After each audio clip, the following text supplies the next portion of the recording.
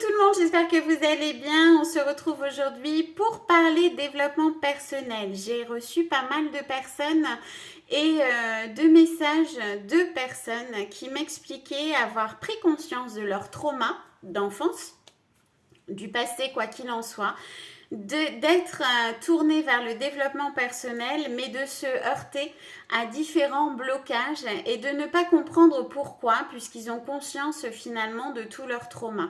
Donc déjà, première chose, félicitations d'avoir pris conscience de tous ces traumas et d'avoir surtout envie d'avancer. Déjà, rien que ça, vous êtes sur le bon chemin et c'est que vous travaillez très très bien sur vous.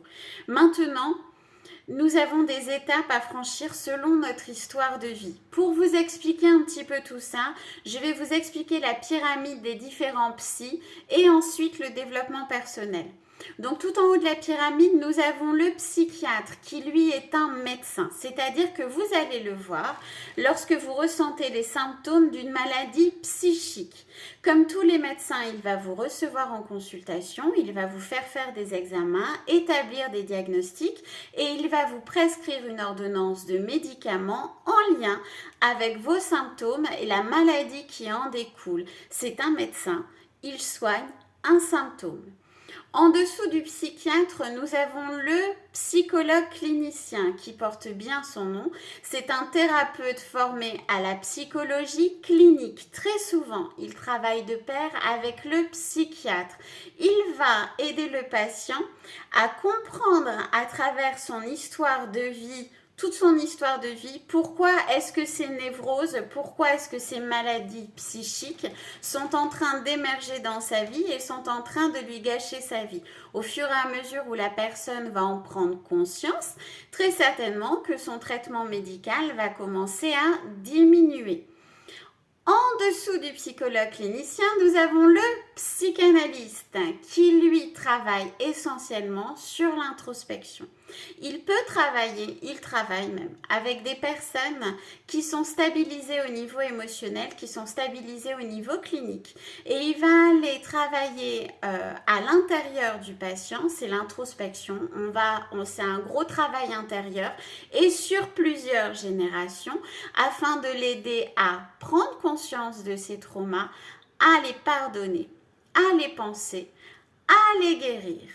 En dessous du psychanalyste, nous avons le coach de développement personnel qui, lui, est là pour aider les patients qui ont réussi à pardonner, à penser, à guérir leurs traumas anciens, leurs fardeaux, leurs blocages, mais qui ne savent pas comment avancer, se mettre en confiance pour avancer, pour mettre des choses en place vers leur avenir.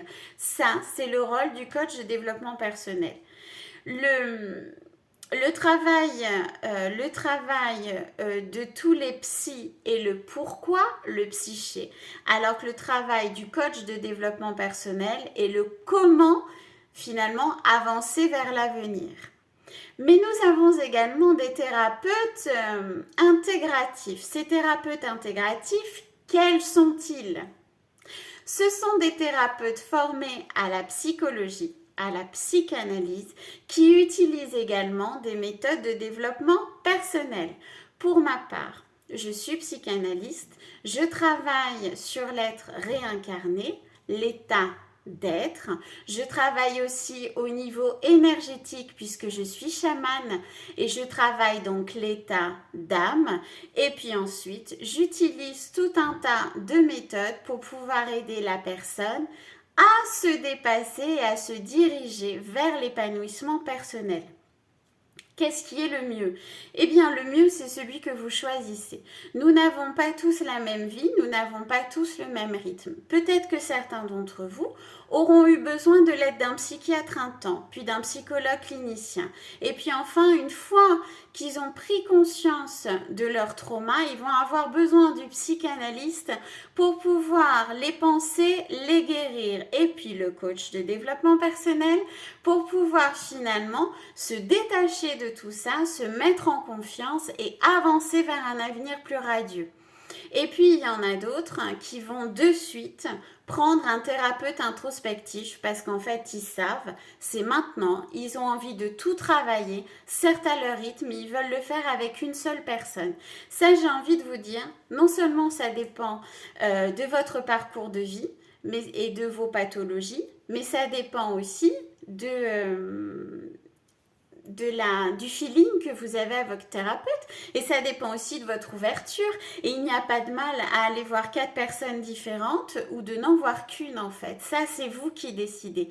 Quoi qu'il en soit, entamez un accompagnement de développement personnel tant qu'on n'est que dans la prise de conscience de ces traumas passés, c'est déjà voué à l'échec.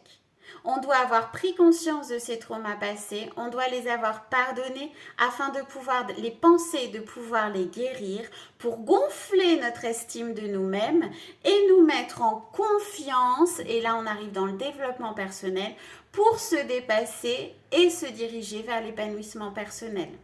Voilà, il ne faut pas brûler les étapes.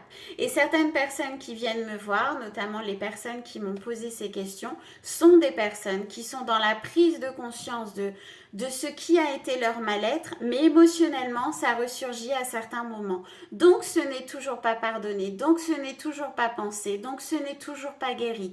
Et en fait, dans ces cas-là, on pourra utiliser toutes les méthodes de développement personnel possibles. Ça fonctionnera un temps et ça s'arrêtera ensuite. Pourquoi? Parce que vous allez être confronté à vos peurs les plus profondes et votre cerveau va ressentir la négation. Je vous l'ai dit, le cerveau n'aime pas le non. Qu'est-ce qu'il va faire? Il va bloquer. Et vous ne pourrez plus avancer. Et vous allez perdre en estime de vous-même parce que vous vous sentirez nul, parce que vous aurez l'impression de reculer de 3 pas, alors que non, vous êtes en train d'avancer, mais vous voulez mettre la charrue avant les bœufs. Chaque chose en son temps, chaque palier en son temps. Encore une fois, on n'a pas tous le même parcours de vie, on n'a pas tous la même histoire. Certains ont eu des moments extrêmement difficiles, sans besoin de passer par différents professionnels qui vont les aider à un moment de leur vie où ils sont prêts. Mais ne brûlez pas les étapes, ça ne sert à rien. Et plus vous voudrez aller vite, et plus ce sera voué à l'échec.